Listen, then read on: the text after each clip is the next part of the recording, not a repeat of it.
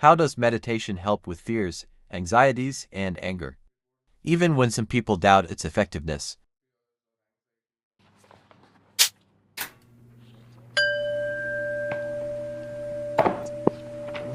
Discover the newest books from our collection: The Heart of Everything, a spiritual memoir, and Abhinava Vijayam, a dharmic magnum opus, both written by a gifted author, Kanchi.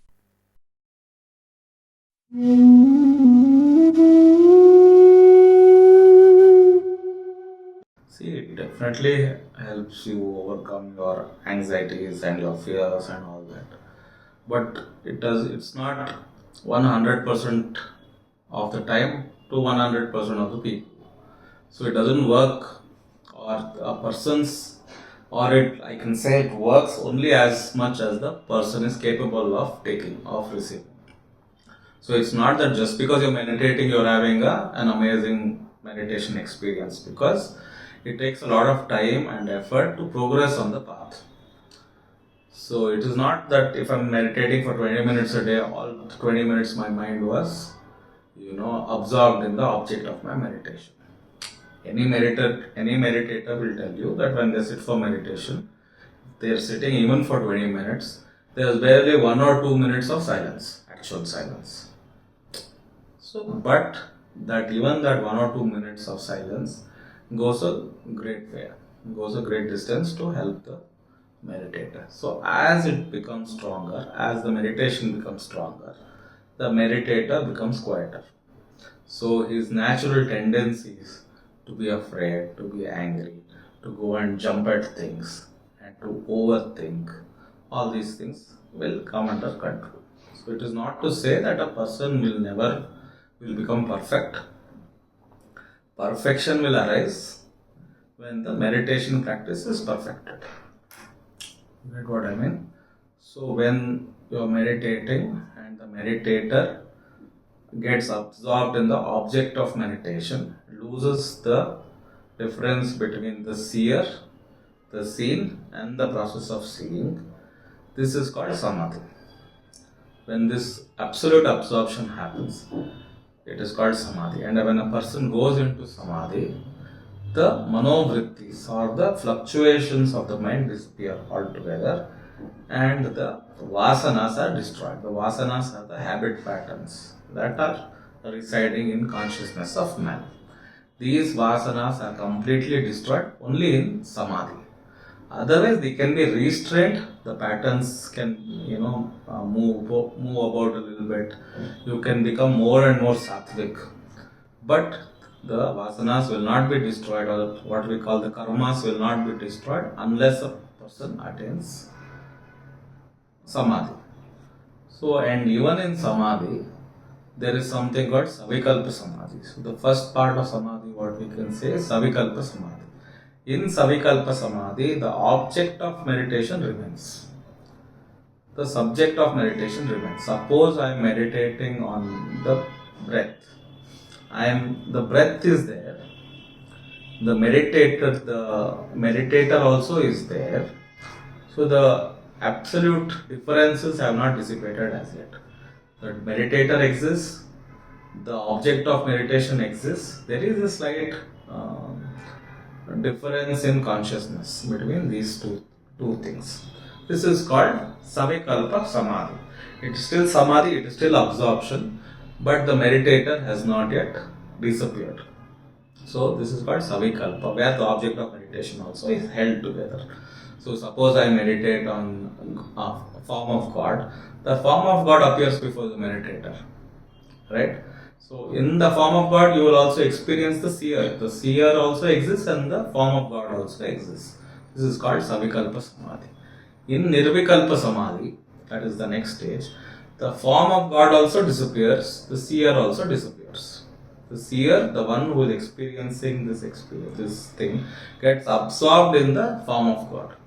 And this is called Nirvikalpa Samadhi. Vikalpa, Nirvikalpa means there is nothing, no formation of thought. So in Nirvikalpa, there is no formation of thought. All Vikalpas become Nirvikalpa. All forms in your consciousness disappear. This is the state of oneness. In this state, you will not experience the world as separate from you. You will not experience the self as something hidden within you. You will experience the same self in the universe. And the universe does not appear differently, saying I am the universe and the self is expanded into the universe. It is the same. It is the same self that you see in all, let's say directions or whatever you say. You see only the self. This is called nirvikalpa samadhi. So, but even more than this, there is a state that you can say is higher than this. It is called sahaja sthiti. So, in nirvikalpa samadhi, you lose your consciousness of the universe outside. You are completely lost, and the mind does not move, the thoughts don't move, the consciousness does not, the contents of consciousness cannot arise in such a state. It is called nirvikalpa. But the higher state is called sahaja sthiti. Sahaja sthiti is a natural state. The way I am talking to you right now is sahaja sthiti. In sahaja sthiti, the consciousness will not appear. The content of consciousness does not appear. You get what I mean?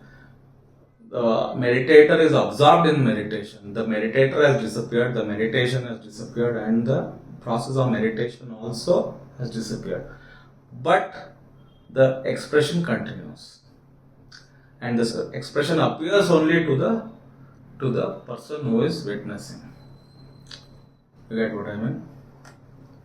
So that means this sahaja sthiti is the ultimate, and that's where meditation ends. Yeah, you can say that. You can say meditation ends. Instead of saying meditation ends there, you can say the meditator ends there.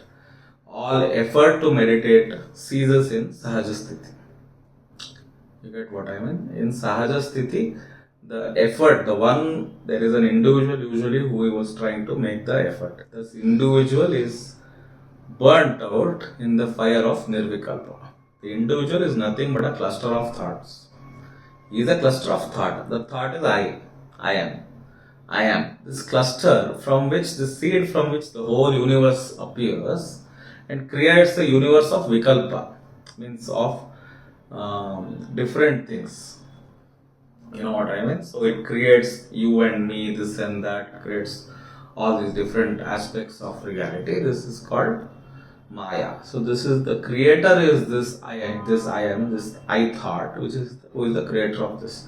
In the fire of nirvikalpa, he dissipates. He completely disappears because he has no real existence. His existence is dependent on the mind thinking, yes, I exist as this, I am suffering, I am struggling, I need to solve these problems. So the way to solve the problems of the world, so the way to solve the problem of fear, anxiety, anger and all these things we were discussing is not to solve the problem, but to destroy the creator of the problem.